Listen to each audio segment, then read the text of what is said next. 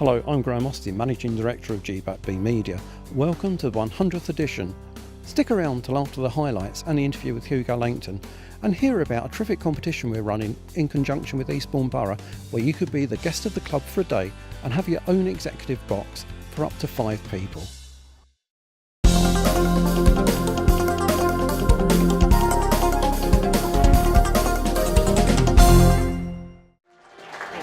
Out come the teams then onto our green 3G pitch, and it's looking good.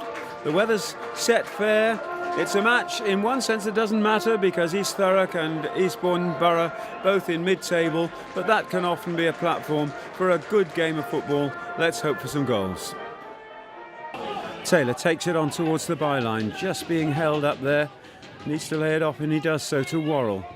Worrell flicks it across towards the midfield, and Hughes swings it out to the left-hand side where McCallum picks it up. Decent move by the Borough. Can McCallum get his crossing? On his right foot, in it comes, headed away. Not very far though. Craig Stone back to McCallum again. Right out by that left corner flag. Looks to beat his man, gets the cross in again. And away into midfield it goes. McCallum across midfield to Hughes. Hughes has a ball into the edge of the area available. Flicked off, and a decent shot there by Ryan Worrell. Just a neat little flick from Nat Pinney. Ryan Worrell with the direct shot, and it's picked up by the Thurrock goalkeeper.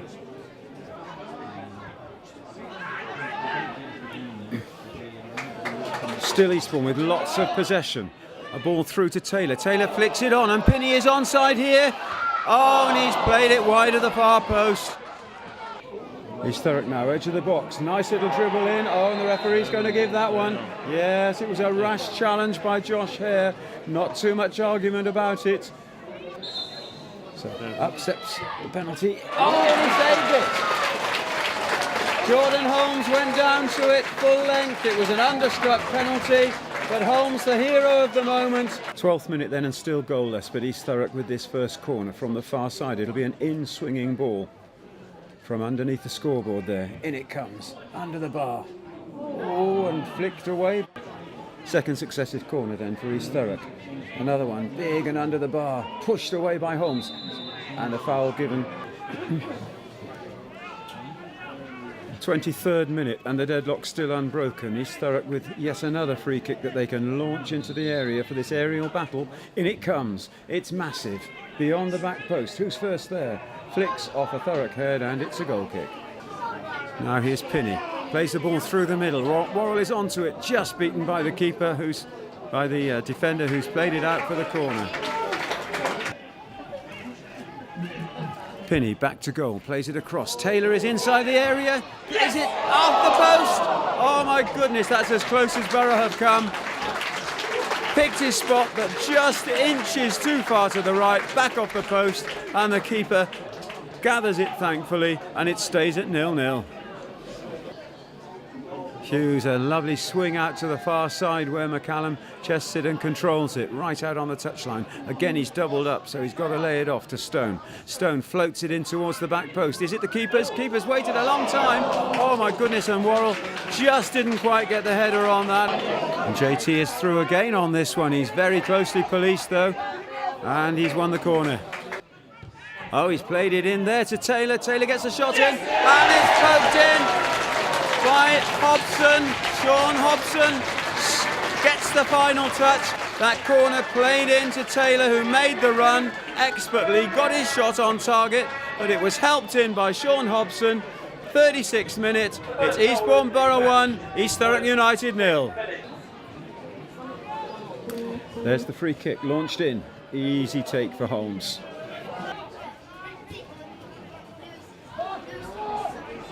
Decent ball up the right-hand side for Thurrock. Check back, ball across, well held by Holmes under pressure. James Walker challenging him, the former Borough striker, of course. Pinney plays it through to Worrell. Worrell could be in here. Plays it into Taylor. Taylor with a cracking goal. End to end in about 8 seconds. Worrell is down as the tackle came in. So concern for him, but elation for Taylor and Borough. It's Eastbourne Borough 2, East Thurrock 0. McCallum Plays it through the middle to Pinney. Pinney lays it off to Taylor. Taylor fancies his chance at the chip. Oh, and it's just onto the top of the net. And Borough all of a sudden are absolutely rampant. This is what we've seen in recent home games, and we're seeing it again. Oh, a long run here to the edge of the area and played in, and it's a chance, and it's put over. McCallum back to Pinney and gets it again. Looks up, thinks about the shot for a second, but they're still playing the triangles. Pinney with the shot now, just doesn't get hold of it. Last chance for Eastbourne. The through ball goes into space, and McCallum is not offside. He's on for the third goal. He hits the keeper with it, followed up by Taylor.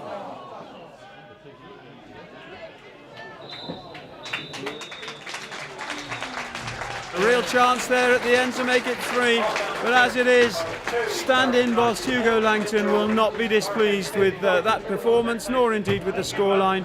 Half-time here at Priory Lane. Eastbourne Borough 2, East Thurrock United 0.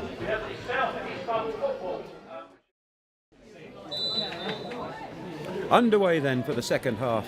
Can the Borough pile on the goals, or can East Thurrock get back into it? Great work from Hobson. Plays it wide on the right this time. Worrell can lift it in, into the edge of the area. Turn by Taylor, gets the shot in, and a very good save. Quickly taken, this free kick. Then it's lofted in. Keeper doesn't come, and he does take the header though. Oh, and a decent chance here. It's pulled back and cleared. Tasty looking free kick situation for East Thurrock. Can they get one back and get back in the game? In it comes. Back post, punched away, two-handed by Jordan Holmes. Oh, excellent work by Taylor. Fetches that ball, just keeps it in. Tightly marshalled though. Checks infield, beats his man and plays it across. Here's Hughes, cracking goal. Oh, absolutely smashing goal. Great work by Jamie Taylor on the right. In came Mark Hughes on the run, hits it first time, and this is 3-0, and who knows, it could be the route we were talking about.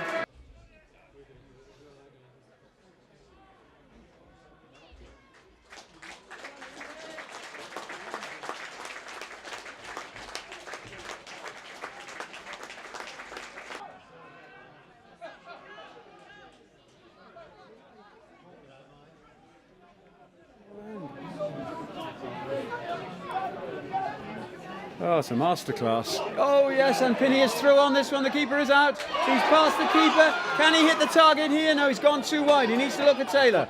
There is Taylor. Oh, and an excellent saving challenge there. Gets the ball away.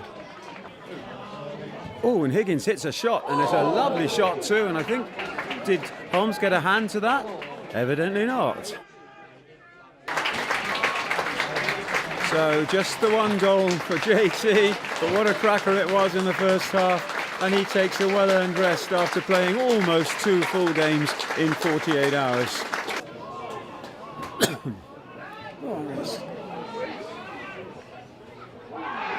Oh, he's given handball against the keeper there. Keeper just rolled as he picked the ball up. He's going to get a yellow for it, I'm sure. Short free kick, hammered by McCallum, into the keeper.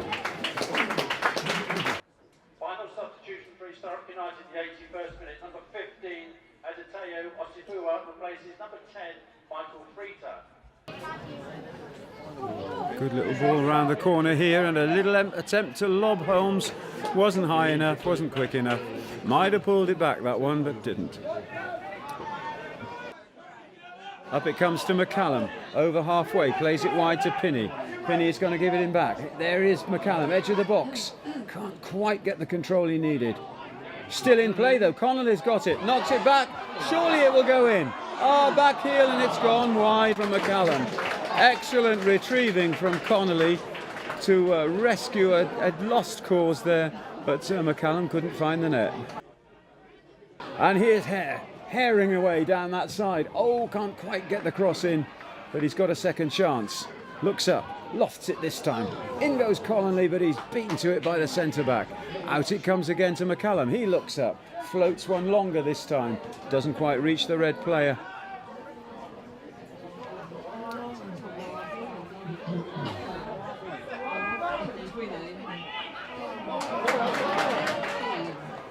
Pinney, little 1-2. Lines up the shot. No, he's played it out wide instead. McCallum looks up. Curler. What a smasher. Oh my goodness. That was a super goal in terms of build-up and a super finish from Gavin McCallum. It's turning into that rout we suspected. Only another 5 minutes. Could it be 5? It's 4 anyway. Eastbourne Borough 4, East Thurrock United 0. And here's Gavin again. Does he fancy another goal? He's running at the defender. He hits the shot. It's blocked. Oh, a lovely ball there across to the left-hand side, but poor control. And Eastbourne can come away with it again. Have they got any gas left in the tank? 2 games, remember, in 48 hours. A smashing long ball there from Hare to Connolly. Keeper just snatches it, and this time he stays inside the area.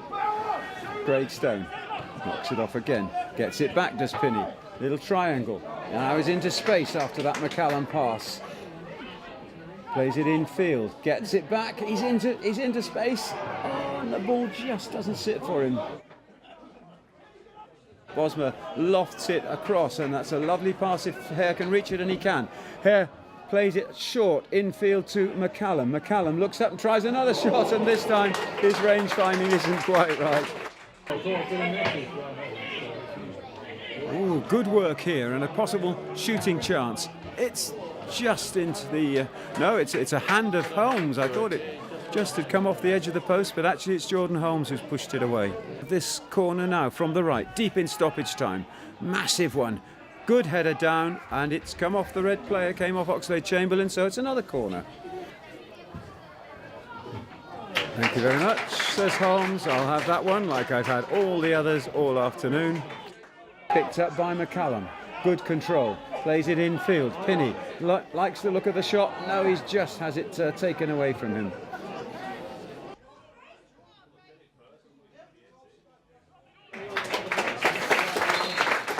There we go then.